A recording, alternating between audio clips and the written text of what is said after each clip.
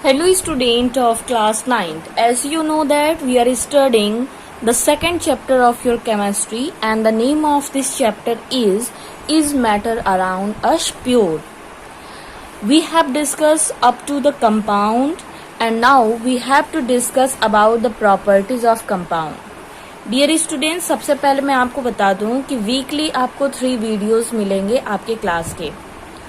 जब classes run करेंगे, आपका स्कूल ओपन होगा तो भी आपको 3 डेज ही 1 सब्जेक्ट का क्लास चलेगा. सेम वे में आपका ऑनलाइन क्लास जो चल रहा है वो ऑनलाइन क्लास भी 3 डेज ही मिलेगा. सो स्टूडेंट, इसके लिए आपको पैनिक नहीं होना है. वीकली आपको 3 वीडियोस अपलोड कर दिए जाएंगे और 3 डेज आपका क्लास कंटिन्यू किया जाएगा.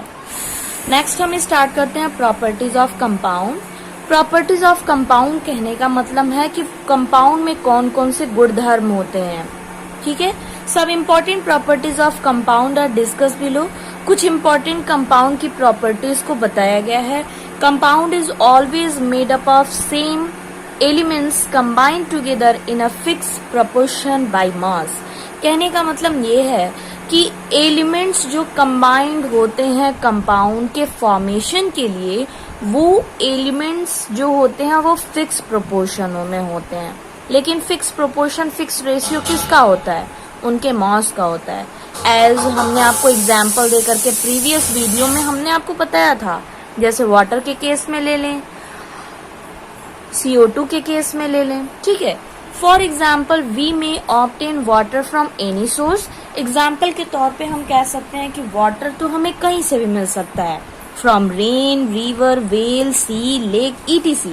It is always made up of same 2 elements.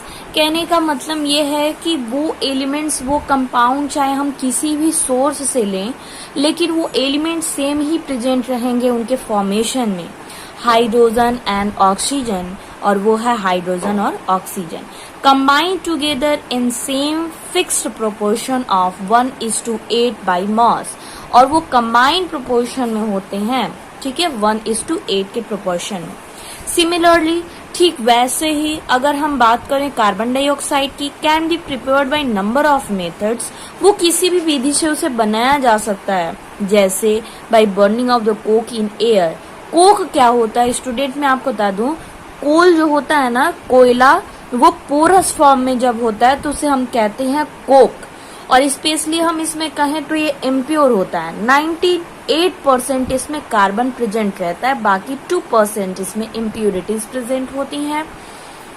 By burning Coke in air, अगर हम कोक को जलाते हैं तो भी कार्बन डाइऑक्साइड जो प्रोड्यूस होगा.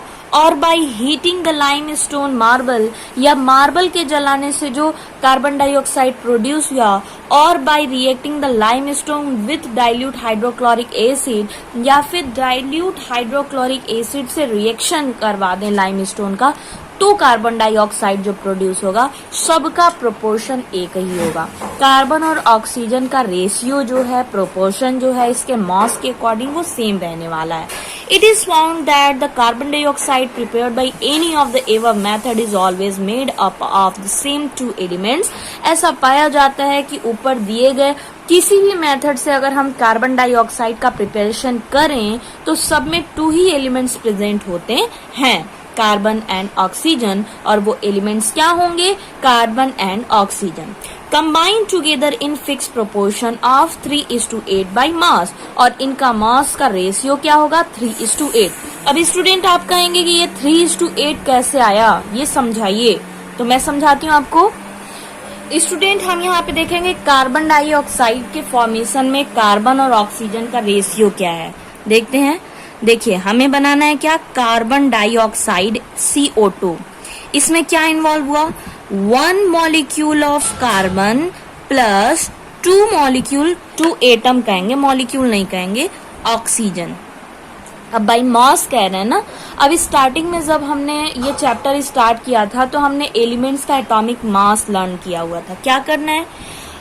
ईच एलिमेंट्स के एटॉमिक मास को उसके नंबर से मल्टीप्लाई करना है। जैसे अच्छा यहाँ पे प्लस नहीं करेंगे, प्लस करेंगे तो मॉलिक्यूलर मास निकल आएगा, बट हमें रेशियो देखना है ना, तो हम क्या करेंगे 1 कार्बन का मास का रेशियो और 2 ऑक्सीजन के मास का रेशियो। तो देखते हैं कार्बन का 1 का होता है 12 unit into 1 is to 2 into एक ऑक्सीजन का होता है 16 यूनिट। अब देखिए इसको सॉल्व करते हैं, क्या हो जाएगा, ये हो जाएगा 12 unit is to 2 into 16 is equal to 32 unit. अब इसको अगर हम डिवाइड करें या फिर सिंपलेस्ट फॉर्म में हम कह सकते हैं अगर कन्वर्ट करना चाहें तो देखिए हम क्या करेंगे 4 3 जा 12, तो 4 3 जा 12 एंड 4 8 जा 32, 8 यू से यू भी कैंसिल हो जाएगा और ये रेशियो 3:8। कार्बन डाइऑक्साइड के फॉर्मेशन में कार्बन और ऑक्सीजन का जो रेशियो है इसके मास के अकॉर्डिंग हम कहेंगे कि वो 3:8 है। कहने का मतलब ये है कि कार्बन डाइऑक्साइड के एक मॉलिक्यूल का अगर फॉर्मेशन करना हो तो उसमें 3 gram of carbon and 8 gram of oxygen को इन्वॉल्व करेंगे तो कार्बन डाइऑक्साइड का टोटल 11 ग्राम बनके तैयार होगा। ओके, सेम उसी वे में हमने बुक में देखा। आइए अब आगे देखते हैं। Let's now consider iron sulphide. आइए अब हम बात करते हैं आयरन सल्फाइड का। It is prepared by heating the 7 gram of iron and 4 gram of sulphur in china disc. China disc में 7 gram iron and 4 gram of sulphur को लेकर जब हम हीट प्रोवाइड करते हैं तो ये क्या होता है, ये सल्फर या आयरन के सल्फाइड का फॉर्मेशन कर लेता है। If we take more of iron और सल्फर, अगर हम इससे अधिक आयरन या फिर सल्फर को लेते हैं the excess amount remain untreated, तो एक्सेस अमाउंट जो होगा वो क्या होगा, वो रिएक्शन नहीं करेगा, वो as it is china disc में पड़ा ही रह जाएगा। दिस शो दैट, इसका मतलब ये हुआ कि iron sulphide is always made up of the 2 elements. Iron sulphide हमेशा 2 ही एलिमेंट्स के बनते हैं, आयरन एंड सल्फर, आयरन और sulphur combined together in fix proportion, जो कि एक दूसरे से एक फिक्स प्रोपोर्शन में कंबाइन होते हैं और वो प्रोपोर्शन, वो रेशियो क्या है 7:4, वो रेशियो है 7:4। सो स्टूडेंट, इस तरीके से आपका फर्स्ट पॉइंट क्लियर होगा। फर्स्ट पॉइंट है क्या, प्रॉपर्टीज ऑफ कंपाउंड में जो हमने पढ़ा, जो हाईलाइटेड नहीं थे, इसमें आपको पॉइंट जो रिमेम्बर करना है, याद करना है, लर्न करना है। प्रॉपर्टीज ऑफ कंपाउंड में आपको केवल इतना लर्न करना है, compound is always made up of same elements combined together in fix proportion by मास, जिसे हमने एग्जाम्पल के तौर पे या फिर एक्सप्लेनेशन के थ्रू हमने इसे समझा। सेकेंड पॉइंट डिस्कस करेंगे। सेकेंड पॉइंट में स्टूडेंट, जैसा कि आप देख रहे हैं, chemical compound is form as a result of chemical change and its property are entirely different from those of its constituents.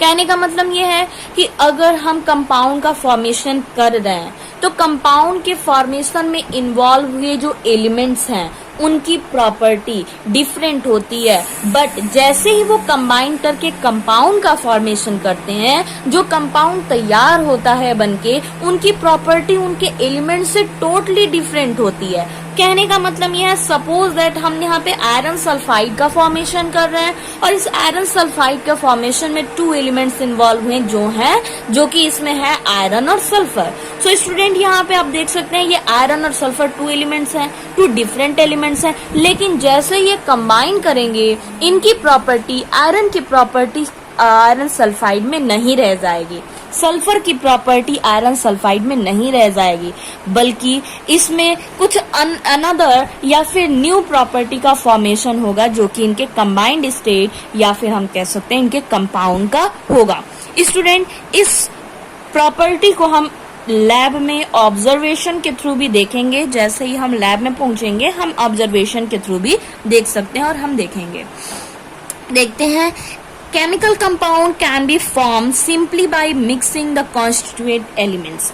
Normally हम कंपोनेंट्स को इसमें मिक्स कर देते हैं। It is form only when a chemical reaction takes place between them. और ऐसा तभी होता है जब उनके बीच में केमिकल रिएक्शन होता है। फॉर एग्जाम्पल के तौर पे हम कह सकते हैं कि simply by mixing the iron filing and sulphur powder we get a mixture whose property or the same as those of its constituents. However, when the mixture is heated strongly, जब mixture को strongly heat किया जाता है, उसे heat provide किया जाता है, क्या होता है? स्ट्रांगली अ केमिकल रिएक्शन आकर a new compound iron sulphide is form. एक नया कंपाउंड बन जाता है आयरन सल्फाइड, और इस आयरन सल्फाइड की प्रॉपर्टी टोटली डिफरेंट हो रही है। सो नेक्स्ट प्रॉपर्टी की बात हम नेक्स्ट वीडियो में करेंगे। अभी के लिए बस इतना ही। Thank you.